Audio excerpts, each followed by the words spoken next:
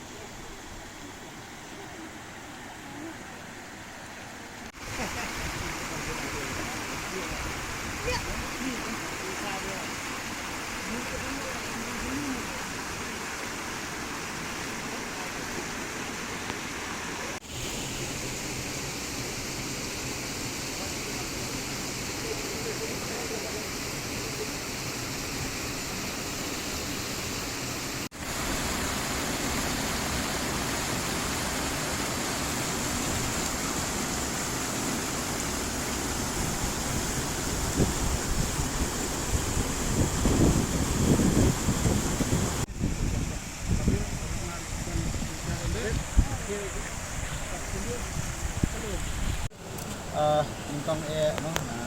ni thu sai di ngadi ba FCM Young ngadi Divisional Soil and Water Conservation Officer bapak ya kani ka po cleariat po office ba East Jaintia Hills de hakani ka klipmat nia Kamjam nia don hakani ka klipmat ban yawan pe ya kani ka project kejungi rengkat bat pi ko ka press media ba ai kublai pi bat pilai palai kuat ban lang bat ni ya kani ka project ni khat ya kani ka project ka Umthning river valley project ya kani ka project la fund naga nabat ni yo nabat naga RIDF beyond RIDF project rural infrastructure development fund di kani ka project ani kani ka RIDF 27 akaba niyo sanction in the year 22-23 but niyo sanction ni kani ka project kumba arpulak total di kani ka project pi yang ni bagi sena mengi kani ka RCC Dam Kam Diversion Dam kaba nakani ka dam ni sena ban penang ni kani ka hangni bat ban yo ban tan nakani ka dam sa kita ki hali ki badan sekhmat e nakani ka dam ki bayo jung mentoy nakani ka dam dan biyen ku ban riu nyau Ikuble langai piwar ni por waya wan lang bi ni na harep hauki yongi e umbi ko kun mi ko mat timit upile ikuble piji pun wada ya rapor nyolem bi ji yongi di por warep yi rang sang warep siponi ji semi haurep yongi kita dah de ong pami u lai pa si sa office ji de lai busnya wi jing dunai yang u ha ka rep karyang ka yang i de the one ki de sin pia gile the one pai one you ki de bul sen ye one gile de ye gi rap ye wat di heli le de em ni wada snagi wada ye gi wada tumpai le de ni le de sipun de yo bor phai wada jo ko chali de miat ada miat di tang de sate wat me wada ngate poi le ka dang sitom ha ga ye ko le wan hadu sate thau de dai te le ji e yo i dang chem dang kwa chu i mu dang ye la dang em la ti yo pi yo ye pi rap chu i wa dang i heli yo i le dang bon i dang kemai hi chawa poi wa terus nyau ha pi de la dang em lat em ska de mi sekmat prasang chu i sa kat tu bat ni yo i so rep iki yo punya so kumha so ye heli motor yo nang le